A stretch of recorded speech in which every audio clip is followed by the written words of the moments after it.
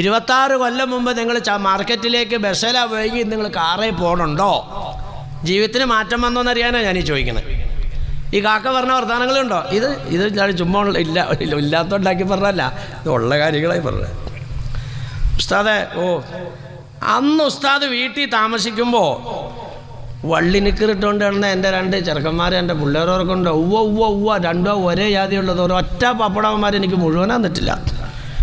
ഉസ്താദേ, അവന്മാരിപ്പോൾ ഖത്തറിൽ super market നടത്തുവാണ്. അൽഹംദുലില്ലാഹ്. ഉസ്താദേ, എൻ്റെ ആ വീടിൻ്റെ ഉമ്മറത്ത് ഞാനൊരു ചെറിയ മുറുക്കാങ്കട വലിയൊരു ചെറിയ കട വെച്ചോണ്ടെന്ന് ഓർക്കുണ്ടോ? ഒരു ദിവസം ഞാൻ അതിൽ വന്നപ്പോൾ ഒരു പ്യാരി മിഠായി എനിക്കെടുത്ത് അതൊക്കെ ഇപ്പോൾ പോയി ഉസ്താദേ. ഇപ്പം റോഡിന് സ്ഥലം എടുത്തപ്പോൾ അധികം ഫ്രണ്ടിലേക്ക് ഏരിയ കിട്ടിയപ്പോൾ ഞാനവിടെ ഒരു മാർജിൻ ഫ്രീ ഇട്ടേക്കാണ്. അൽഹംദുലില്ലാഹ്.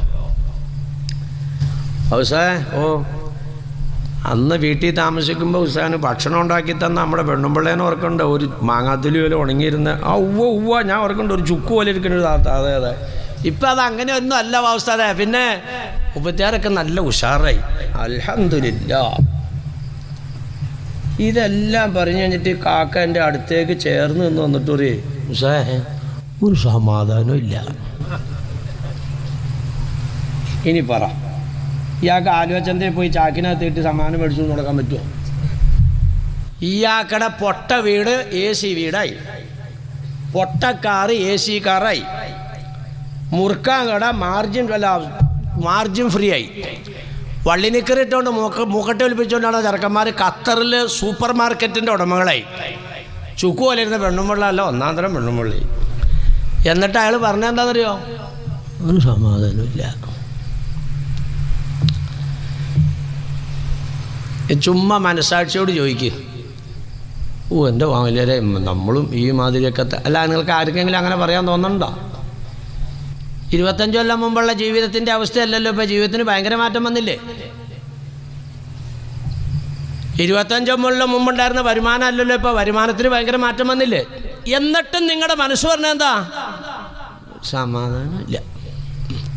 ഈ സമാധാനക്കേടെന്ന മനുഷ്യന്മാരോട് പറയാൻ പറ്റിയതാണോ? അല്ല. അതെന്തെന്നാ, ഇയാൾ ഈ മാർജിൻ ഫ്രീ കടയിൽ നിന്ന് ഉച്ചയ്ക്ക് ഒന്ന് വിശ്രമിക്കാൻ വേണ്ടി ഉച്ചയ്ക്ക് 1.5 മണിക്കൂർ ഇടവേളയുണ്ട്. അങ്ങനെ വിശ്രമിക്കാൻ വേണ്ടി വീട്ടിലേക്ക് എന്ന് കഴിഞ്ഞപ്പോൾ പെണ്ണുമ്പിള്ള ഇങ്ങനെ മലന്ന് കിടന്ന് TV കാണുകയാണ്. ആ പെണ്ണുമ്പിള്ളോട്ട് പറഞ്ഞു, എടി ആ ജ്യൂസ് ഉണ്ടെങ്കിൽ ഒരു ലക്ഷം ഞാൻ ഈ തുണിയെല്ലാം കഴുകി എൻ്റെ നടുവെല്ലാം വേദന എടുത്ത് അൽമാരിലിരിപ്പുണ്ട്, ഫ്രിഡ്ജിനകത്തിരിപ്പുണ്ട്, പോയി എടുത്തു കുടിക്കാൻ വേണ്ടി. ഇനിയിപ്പോൾ ഞാൻ എടുത്തു തന്നിട്ട് വേണോ? അതായിരിക്കണം ഫ്രിഡ്ജ് അതിനകത്ത് എടുത്ത് കുടിച്ചോ പെരക്കകത്തേക്കൊന്ന്.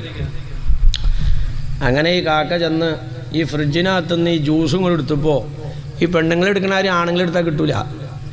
ഈ ഗ്ലാസിൻ്റെ ഇടയിൽ നിന്ന് ഇങ്ങോട്ട് ഈ ജ്യൂസും കൂടെ എടുത്തു കഴിഞ്ഞപ്പോൾ ഇപ്പുറത്തെ ഗ്ലാസ്സെ തട്ടി ആ ഗ്ലാസും കൂടെ പോകാൻ തുടങ്ങിയപ്പോൾ അത് പോകാണ്ടിരിക്കാൻ വേണ്ടി അതേ പിടിച്ചപ്പോൾ ഇതും ഒരു 3-4 ഗ്ലാസ് ഒടിപ്പിച്ച് പടപടാതെ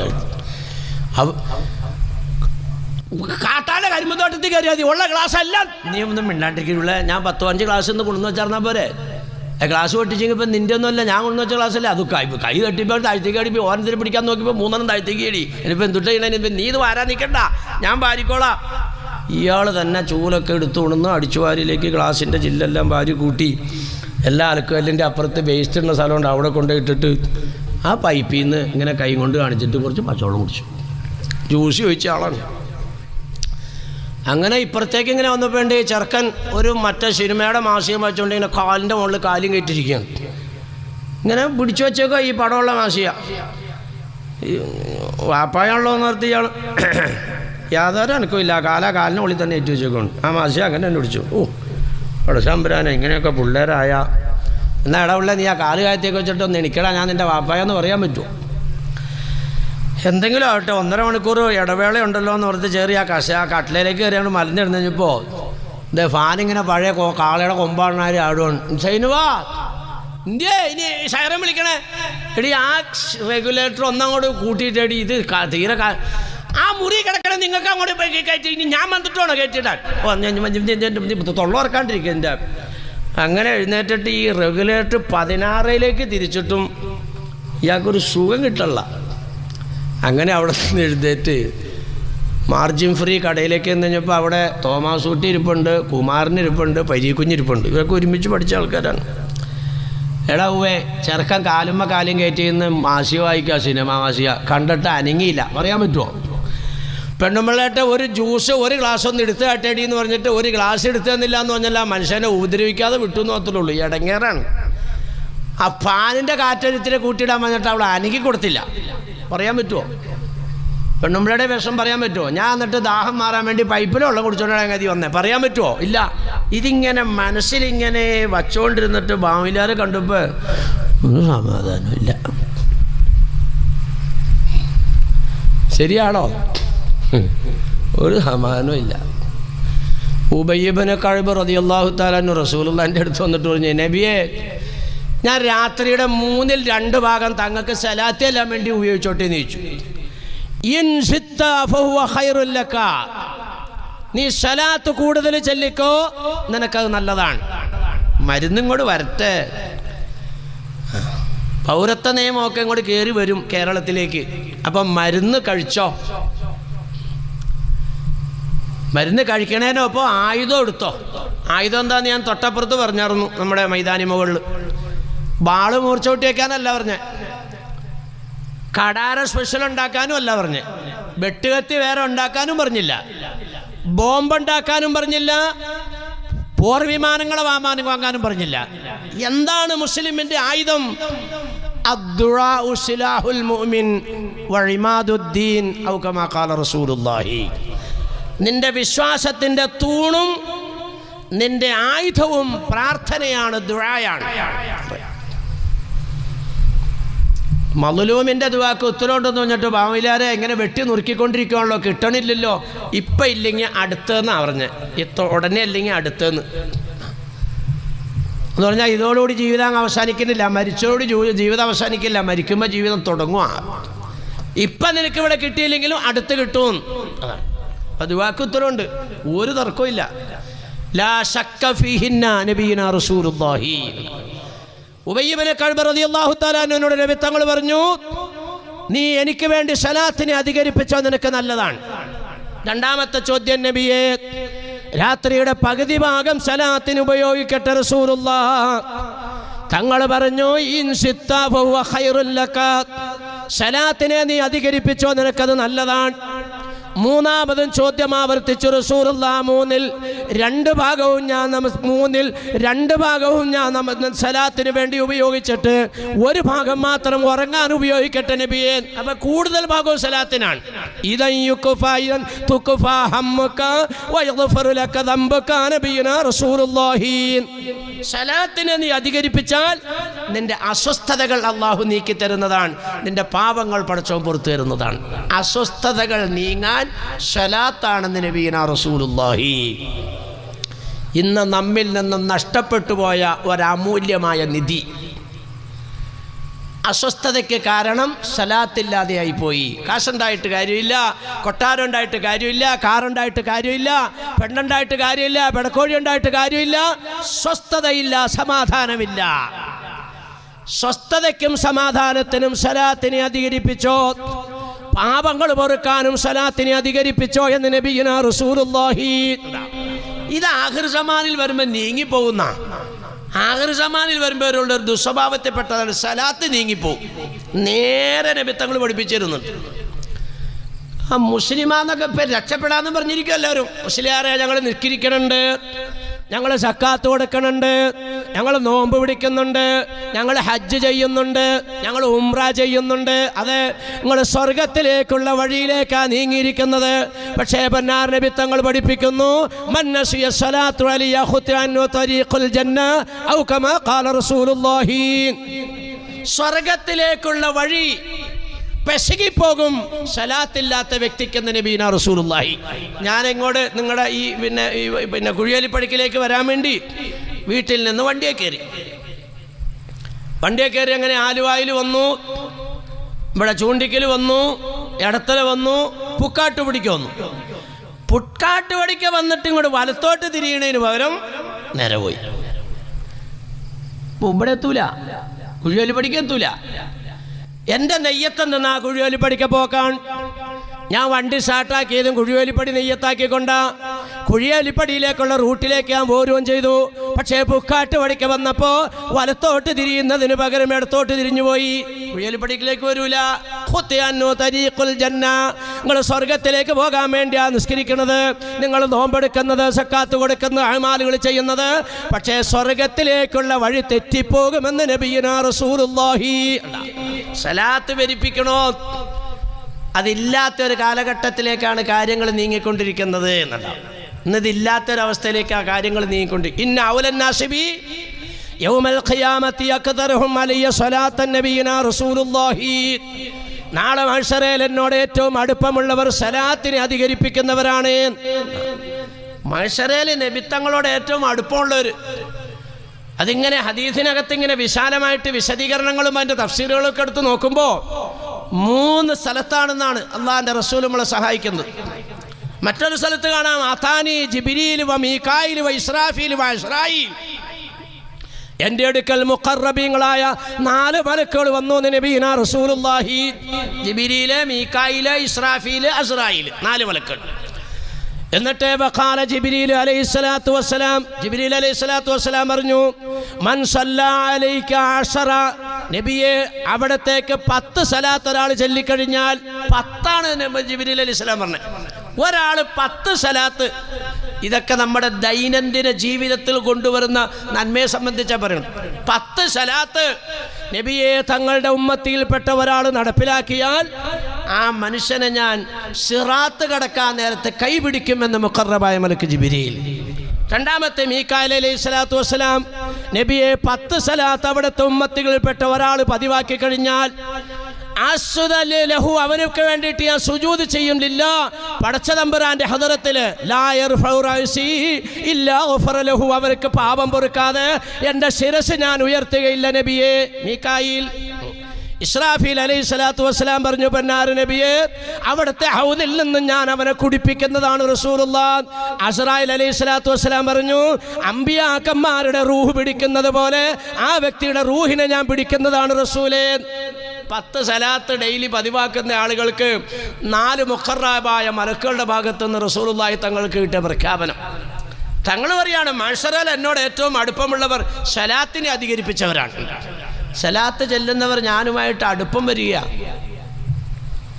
ഒരു സലാത്ത് ഒരാൾ ചൊല്ലിക്കഴിഞ്ഞാൽ 10 പാപം പൊറുക്കുന്നു, 10 പദവികൾ ഉയർത്തുന്നു, 10 അസ്വസ്ഥതകൾ അല്ലാഹു സുബ്ഹാനഹു വ തആല നീക്കി കൊടുക്കുന്നു.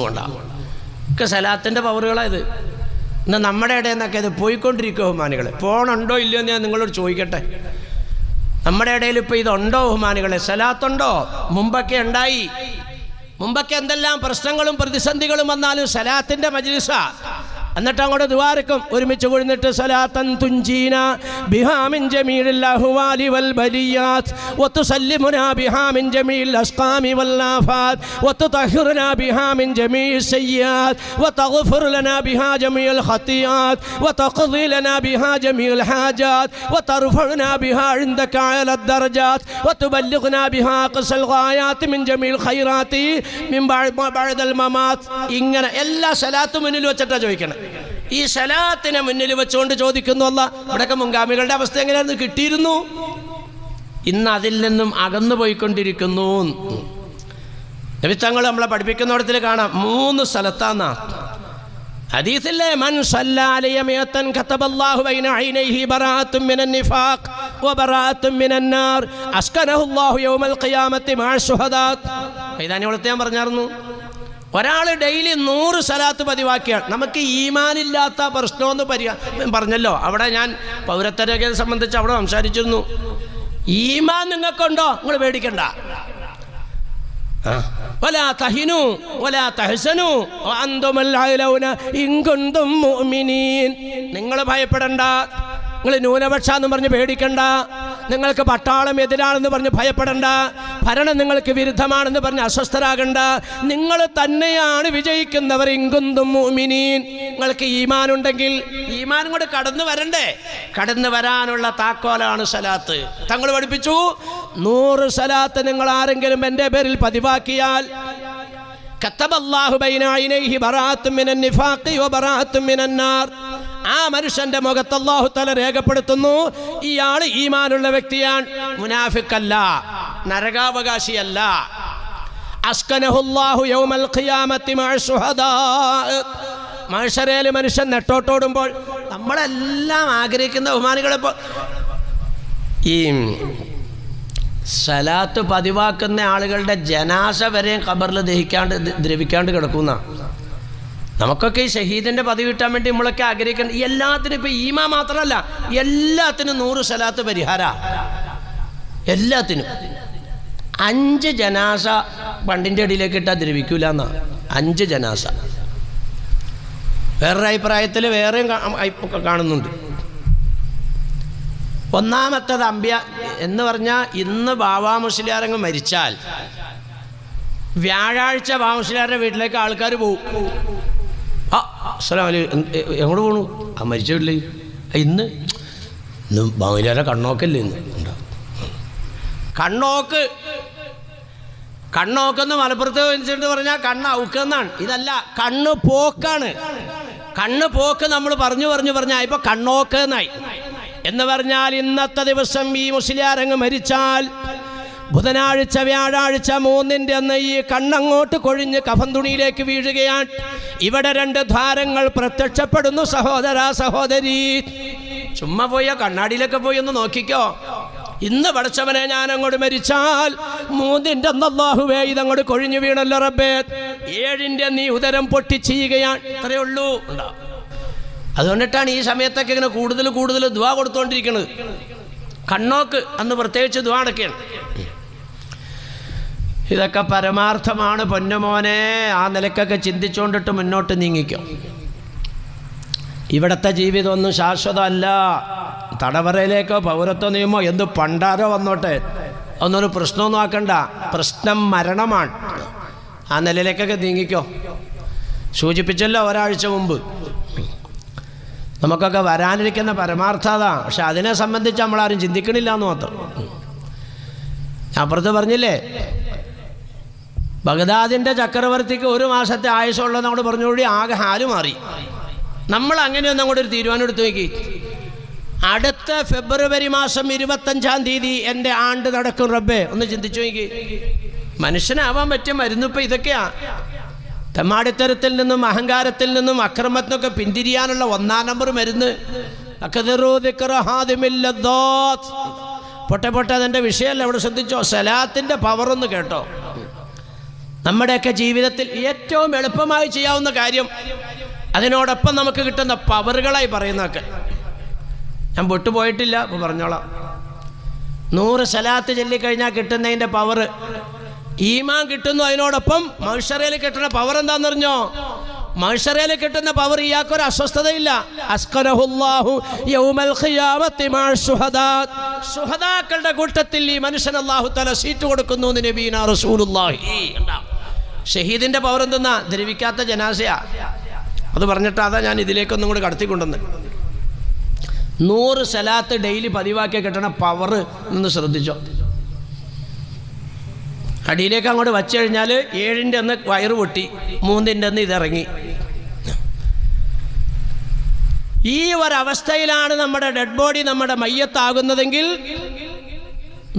സലാത്തിനെ അധികരിപ്പിക്കുന്ന വ്യക്തി 5 ജനാസ എണ്ണി പറയുന്നു. 5 ജനാസ മണ്ണിൻ്റെ അടിയിലേക്ക് അങ്ങോട്ട് വച്ചാൽ എല്ലാ കാലവും ഒരുപോലെയാണ്.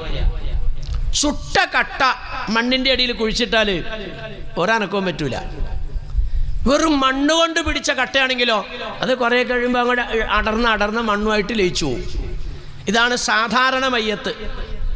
ഞാനീ സൂചിപ്പിക്കുന്ന 5 മയ്യത്ത് ചുടുകട്ട പോലെയാണ്. ഒന്നാമത്തത് അംബിയാ മുർസലീങ്ങളുടെ ജനാസയാണ്.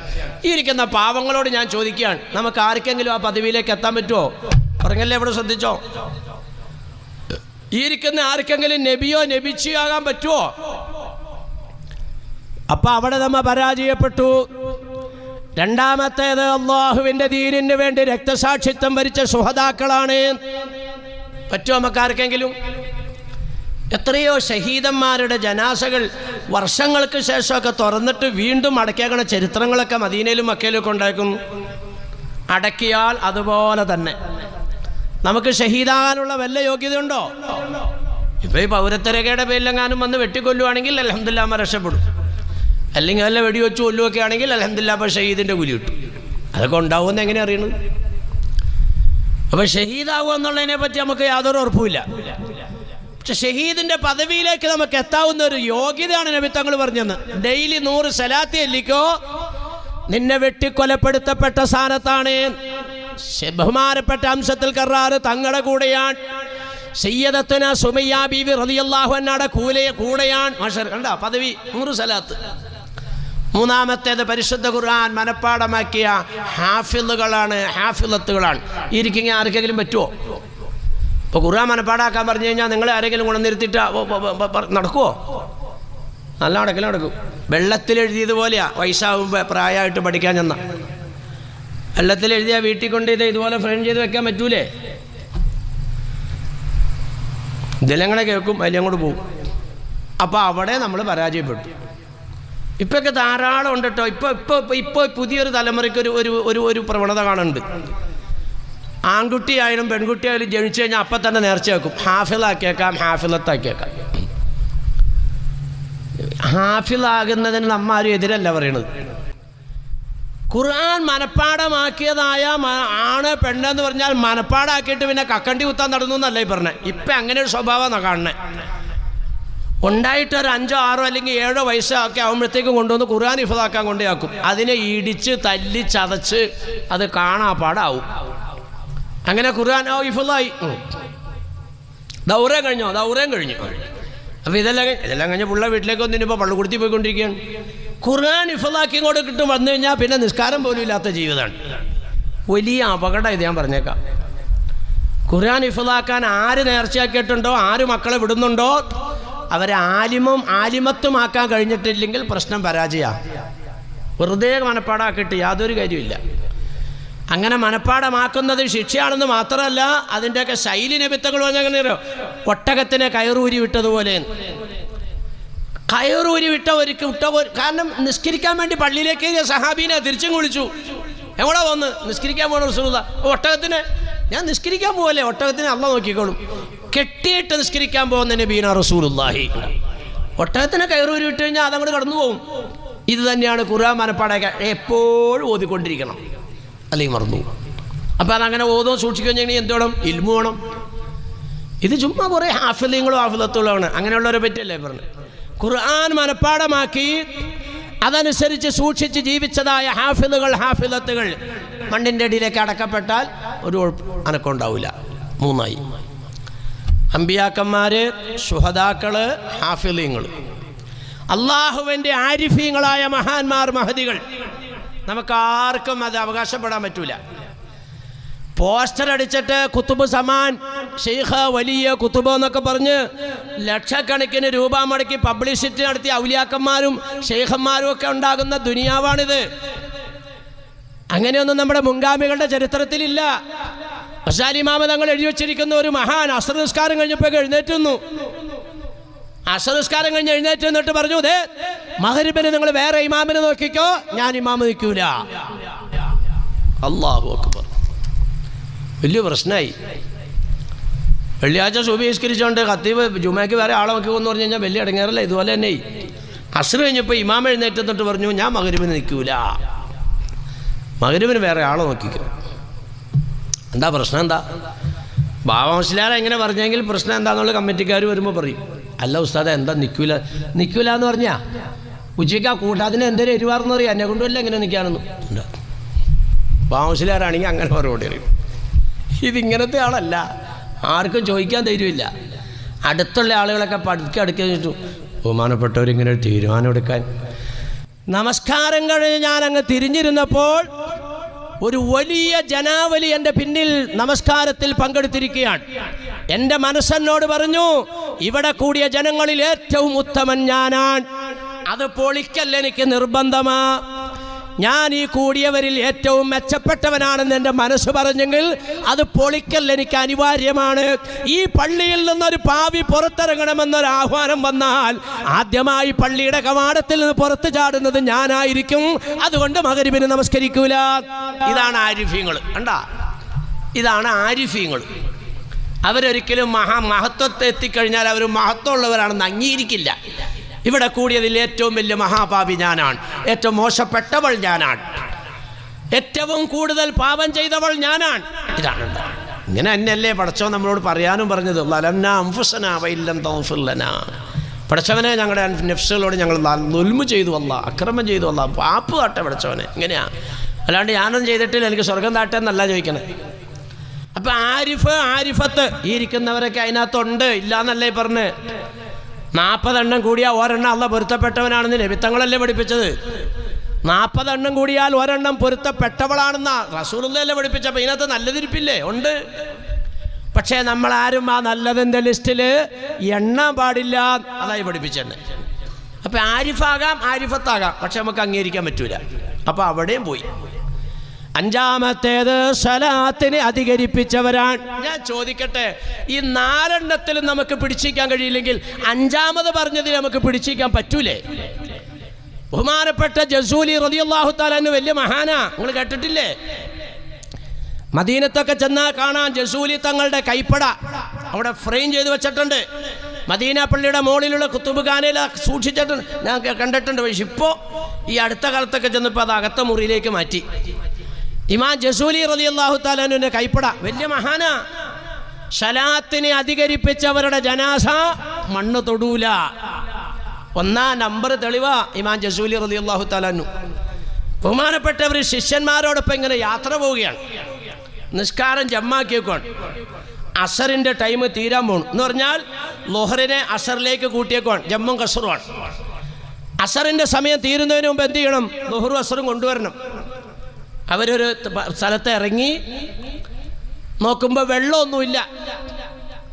പരിസരത്ത് എവിടെയെങ്കിലും വെള്ളമുണ്ടോ എന്ന അന്വേഷണം നടത്തിയിട്ടേ തൈമം ചെയ്യാവുള്ളൂ. അല്ലാണ്ട് ചുമ്മാ ഇറങ്ങിയിട്ട് വെള്ളമില്ല എന്ന് പറഞ്ഞ് തൈമം ചെയ്യാൻ പാടില്ല. വെള്ളത്തിന് വേണ്ടി ഒരു അന്വേഷണം നടത്തണം. ശിഷ്യഗണങ്ങൾ ഇങ്ങനെ ചുറ്റുഭാഗത്തും ഇങ്ങനെ അന്വേഷിച്ചു, എവിടെയാണ് വെള്ളമുള്ളത്. നോക്കുമ്പോൾ കാണാം ആഴമേറിയ ഒരു കിണർ. കിണറിൻ്റെ അടിത്തട്ടിൽ ധാരാളം വെള്ളം കിടക്കുന്നുണ്ട്. കോരിയെടുക്കാൻ ഒരു കയറില്ല, പാത്രമില്ല. നോക്കുമ്പോൾ കാണാം പുല്ലുമേഞ്ഞ ഒരു വീട്. ആ വീടിൻ്റെ മുറ്റത്തേക്ക് ശിഷ്യന്മാർ ചെന്നിട്ട് പറയുന്നു, വീട്ടുകാരെ, ഞങ്ങൾ ഇമാം ജസൂലി തങ്ങളുടെ ശിഷ്യന്മാരാണ്, തങ്ങളോടൊപ്പം ഞങ്ങൾ യാത്ര വന്നതാണ്. നമസ്കാരത്തിന് ഒതുവെടുക്കാൻ ഞങ്ങൾക്ക് വെള്ളം കിട്ടിയില്ല. ഇവിടെ ഒരു കിണറിൻ്റെ അടിത്തട്ടിൽ വെള്ളം ഇഷ്ടം പോലെ കിടക്കുന്നുണ്ട്. കോരിയെടുക്കാൻ വല്ല പാത്രമോ കയറോ ഒന്ന് തന്ന് സഹായിക്കാമോ? അപ്പോൾ ഒരു 7-8 വയസ്സ് പ്രായമുള്ള ഒരു പെൺകുട്ടി അത് പുറത്തേക്ക് ഇറങ്ങി വന്നിട്ട്, ഓഹോ, നിങ്ങൾ ജസൂലി തങ്ങളുടെ ശിഷ്യന്മാരാണോ? അതെ. ജസൂലി തങ്ങളും കൂടെ ഉണ്ടോ? ഉണ്ട്.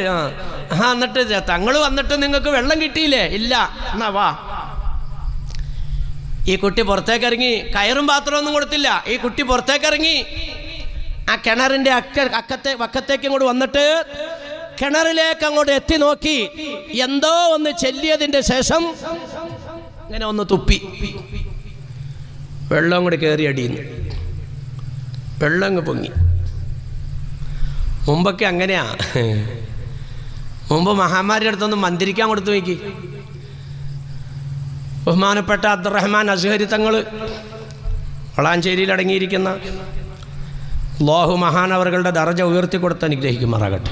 ബഹുമാനപ്പെട്ടവരുടെ കൂടെ സിറാത്ത് കിടക്കാൻ അല്ലാഹുവേ നീ ഞങ്ങൾക്ക് ഞങ്ങളുടെ കുടുംബാദികൾക്കും ഭാഗ്യം തരണേ പടച്ചവനെ. ബഹുമാനപ്പെട്ട തങ്ങളുടെ അടുക്കൽ, അസ്ഹരി തങ്ങളുടെ അടുക്കൽ ഞാൻ കുടുംബസമേതം സന്ദർശനം നടത്താറുള്ള ആളാണ് ഹയാത്തിൽ.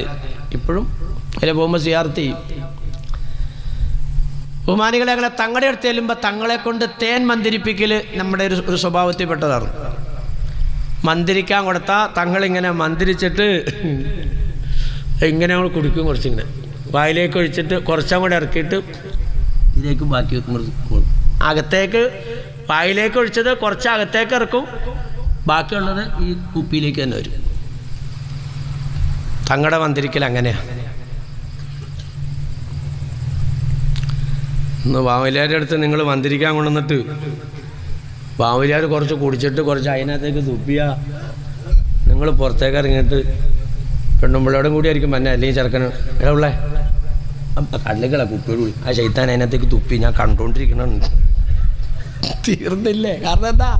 ബാവുലിയാരുടെ നാക്കും നുണ പറയണ നാക്ക, ഏഷണി പറയണ നാക്ക, ദിക്റി അല്ലാത്ത നാക്ക, മോശം പറയണ നാക്ക. അസ്ഹരി തങ്ങളുടെ നാക്ക് പരിശുദ്ധമായ നാക്ക. ഇതൊക്കെ മുൻഗാമികളുടെ ശൈലി അങ്ങനെയായിരുന്നു. റസൂലുള്ളാഹിയുടെ അടുത്തേക്ക് ഇങ്ങനെ ഓടിക്കൊണ്ടേ ചെല്ലും. പൊന്നാര നബിയേ, എനിക്ക് കുഞ്ഞുണ്ടായി. മേടിക്കും. ഇത് കാരക്കെടുത്തോ, ആ കാരക്കെടുത്തോ. എടുത്തു. വായിലേക്കിട്ട് അങ്ങോട്ട് ചവയ്ക്കും. എന്നിട്ട് അവിടെ തുപ്പി കൊടുക്കും. ചവച്ചട്ട തുപ്പ് നീരാ തുപ്പി കൊടുക്കണം. അതാണ് ഇന്ന് നമ്മുടെ ഇടയിലൊക്കെ കാണുന്നത്. നമ്മളിപ്പോൾ തുപ്പി കൊടുക്കലില്ല, പിന്നെ തൊട്ടു കൊടുക്കും, വെള്ളം തൊട്ടു കൊടുക്കും. ഈ തൊട്ടു കൊടുക്കണേ തുപ്പി കൊടുക്കണേക്ക് ആളുടെ സ്വഭാവത്തിൻ്റെ ഒരു പരിധി വരെ ഈ കുഞ്ഞിലുണ്ടാകുന്ന. അത് നമ്മുടെ ഇടയിലൊക്കെ പറയാറില്ലേ, നീ അത് മര്യാദക്കൊന്ന് ചെയ്യടി ഉണ്ടേ, നീ ഒന്ന് അങ്ങനെ നിനക്ക് വെള്ളം തന്നേക്കണേ ചൊവ്വില്ലാത്തോ, പിന്നെ എങ്ങനെ നീ ചൊവ്വാവണേ ഉണ്ടാ. അതാണ് ആ വെള്ളം തളിച്ചങ്ങനെ ഇത് വെള്ളം തൊട്ട് കൊടുക്കണതിനകത്ത് കുഴപ്പമുണ്ട്. അപ്പോൾ അതൊക്കെ അന്നൊക്കെ അങ്ങനെയാണ്, നബിത്തങ്ങളിങ്ങനെ തുപ്പി കൊടുക്കലാണ്. അങ്ങനെയാണ് ശരിക്കും വേണ്ടത്. പിന്നെ ഇന്നിപ്പോൾ അതൊക്കെ നടക്കാമെന്ന് പറഞ്ഞാൽ ഇപ്പോൾ ലേബർ റൂമിൽ നിന്ന് നേഴ്സ് കൊണ്ടുവന്നിട്ട് ഇതേ സഫിയയുടെ ആൾക്ക് ഞങ്ങളെല്ലാവരും ഇവിടെ ഉണ്ട്, അതാ വാ, ഇതാ പുള്ള, അല്ലോ അങ്ങനെ ഉമ്മ മേടിച്ചു എടിയണ്ണേ എവിടെ ബാപ്പ എവിടെയെന്ന് ചോദിച്ചാൽ തേനൂടെ അല്ലെങ്കിൽ തുപ്പി കൊടുക്കാൻ പറഞ്ഞത് കാരക്ക കൊണ്ടുണ്ട്. അതിന് ബാപ്പ ഒന്ന് മുറുക്കിക്കൊണ്ടിരിക്കുന്നു. എന്നാൽ വാപ്പ അവിടെ കിട്ടെ മറ്റേ ഔക്കടെ വാപ്പ എവിടെയെന്ന് ചോദിക്കുക, ചെറുക്കൻ്റെ വാപ്പ അല്ലെങ്കിൽ പെൺ അങ്ങനെ അവിടെ നിന്ന് വീഡിയോ ഇരിക്കുന്നുണ്ട്. ഇനി എങ്ങനെയാണ് തുപ്പണേ പറ? ഈ വീഡിയോ വലിക്കണവൻ്റെയും മുറുക്കണവൻ്റെ അടുത്തുനിന്ന് തുപ്പിക്കഴിഞ്ഞാലത്തെ ഹാലെന്താ പറ? അപ്പോൾ കൊച്ചുണ്ടാവുന്നത് തന്നെ ഫസ്റ്റിൽ തന്നെ കൊച്ചിന് കൊടുക്കണം മയക്കുമരുന്നാണ്. ഇതാണ് ഇപ്പോഴത്തെ അവസ്ഥ. എല്ലാം മറിഞ്ഞു പോകുമാണികളെ, എല്ലാം തകർന്നു. പോട്ടെ. അപ്പോൾ എന്താ ഞാൻ പറഞ്ഞു വന്നത്? ഇതൊക്കെ മുൻഗാമികളിൽ ഉണ്ടായിരുന്നു ഈ പറയപ്പെട്ട സ്വഭാവങ്ങളൊക്കെ. ഇതെല്ലാം ഇപ്പം നമ്മുടെ ഇടയിൽ നിന്നൊക്കെ ഇങ്ങനെ മാറി ഇല്ലാണ്ടായിക്കൊണ്ടിരിക്കുകയാണ്. പുതിയ ഇസ്ലാമാണ് ഇപ്പോൾ കടന്നു വന്നുകൊണ്ടിരിക്കുന്നത്, പഴയ ഇസ്ലാമല്ല. അപ്പോൾ ജനങ്ങൾ ജനാസ ദ്രവിക്കാതിരിക്കാൻ സ്വലാത്ത് കാരണമാണെന്ന് പറഞ്ഞെങ്കിൽ ജസൂലി തങ്ങൾ 1-ാം നമ്പർ ഉദാഹരണമാണെന്ന് ഞാനീ പറഞ്ഞത്. ഈ 8 വയസ്സോളം പ്രായം വന്ന ഈ കൊച്ച് എന്തോ ചെല്ലിയിട്ടോ അങ്ങോട്ട് തുപ്പി കിണറിലേക്ക്, വെള്ളം പൊങ്ങി. ആവശ്യമുള്ള വെള്ളം എടുത്തോ എന്ന് പറഞ്ഞൊരു കൊച്ചം കൂടി കയറിപ്പോയി. ഇവർക്ക് എല്ലാവരും ആവശ്യത്തിന് തോൽപാത്രത്തിലൊക്കെ വെള്ളം നിറച്ചു കൂടി. കാരണം വെള്ളം ഇല്ലാണ്ട് സഞ്ചരിച്ചു വന്ന ആൾക്കാരാ തൈമം ചെയ്യാൻ വേണ്ടിയിട്ടാണ് ഈ പണിയെടുത്ത്.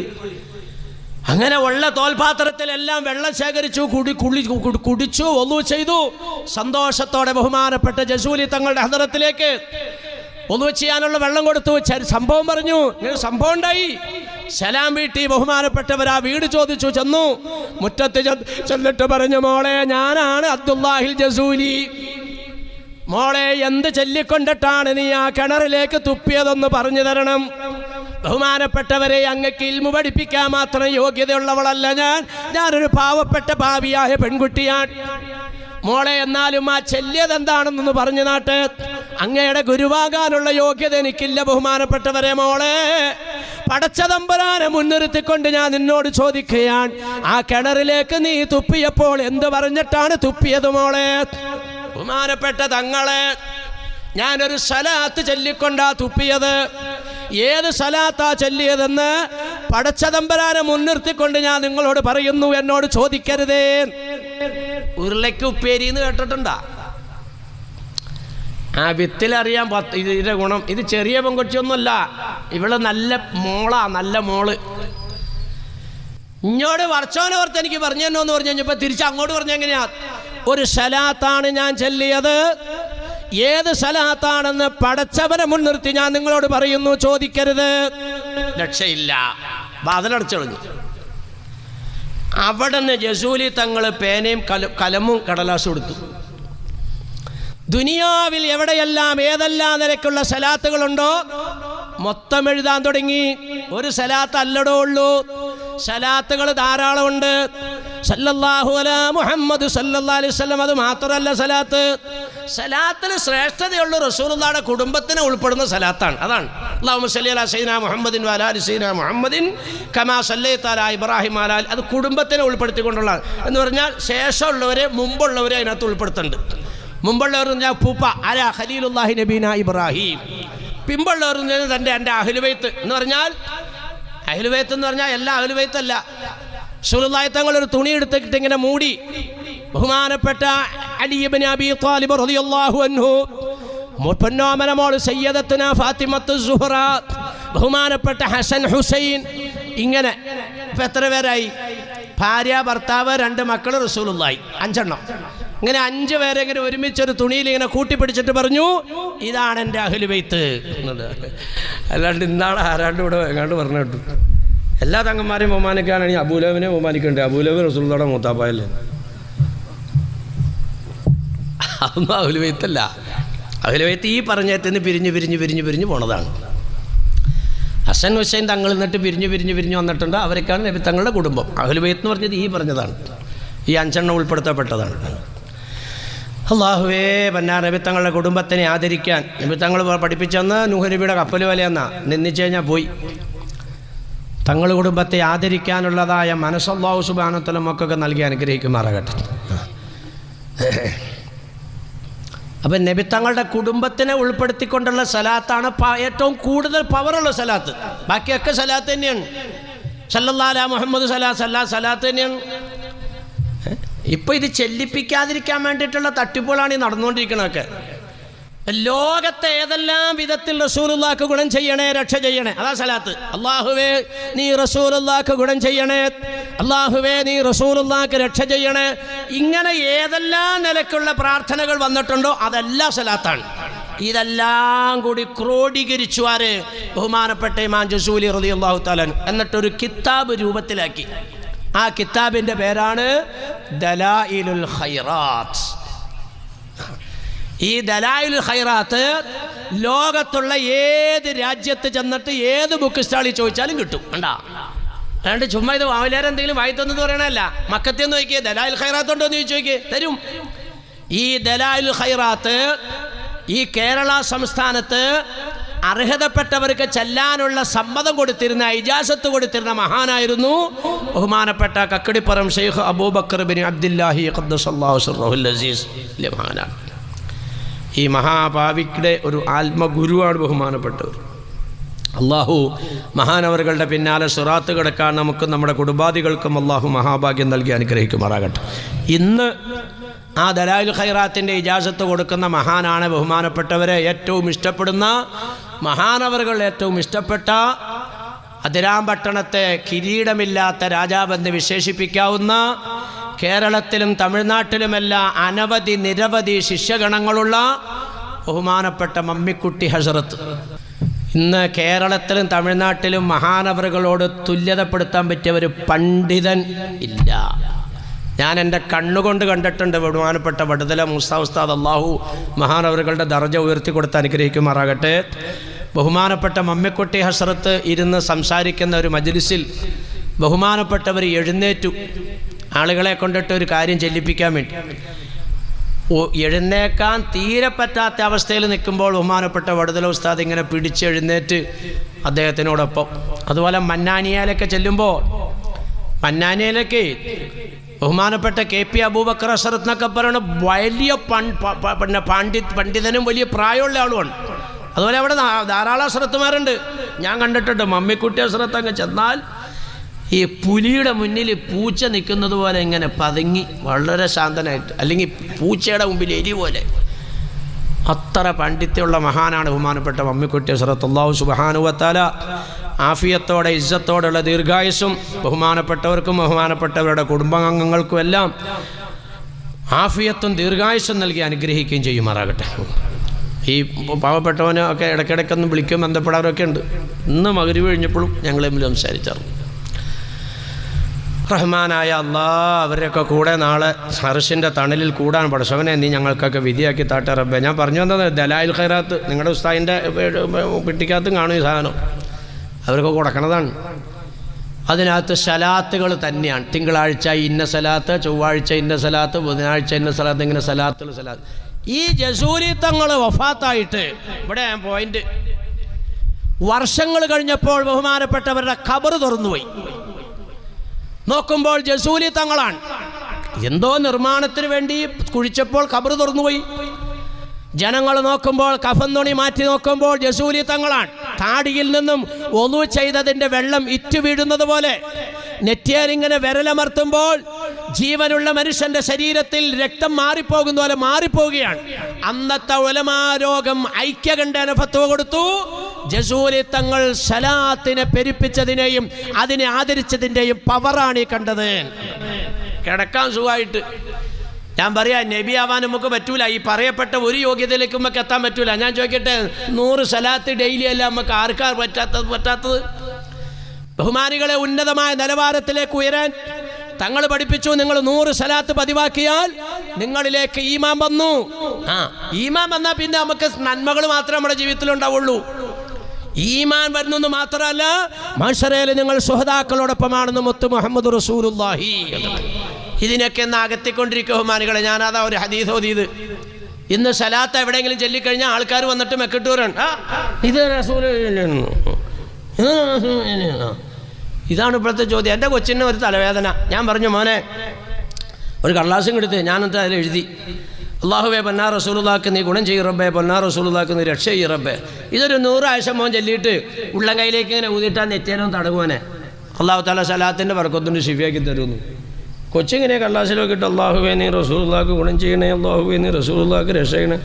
അപ്പോൾ ഒരു കഴിച്ച കെട്ടിയെടുത്ത് ഇത് സലാത്ത്. എന്നിട്ട് സലാത്ത്, അള്ളാഹുവേ നീ റസൂലുള്ളാഹിക്ക് ഗുണം ചെയ്യണേ, അള്ളാഹുവേ നീ റസൂലുള്ളാഹിക്ക് രക്ഷ ചെയ്യണേ. ഇത് റസൂലുള്ളാഹിയുടെ കാലത്തുള്ള റസൂലുള്ളാഹിയുടെ കാലത്തുണ്ട്. അവിടെ എങ്ങനെയാണ് ഇപ്പം എൻ്റെ വാപ്പ എഴുതി തന്നത്? ഞാൻ ചോദിക്കട്ടെ, ഇപ്പോൾ വാപ്പ എഴുതി തന്നുകൊണ്ടിട്ട് ഇത് സലാത്തല്ലാണ്ടാവോ? ഇതാണിപ്പോൾ ജനത്തിൻ്റെ ഇടയിലുള്ള ചോദ്യം. സലാത്തുല്ലാഹ് സലാമുല്ലാഹ് അലാ ത്വാഹ റസൂലില്ലാഹ്, സലാത്തുല്ലാഹ് സലാമുല്ലാഹ് അലാ യാസീൻ ഹബീബില്ലാഹ്.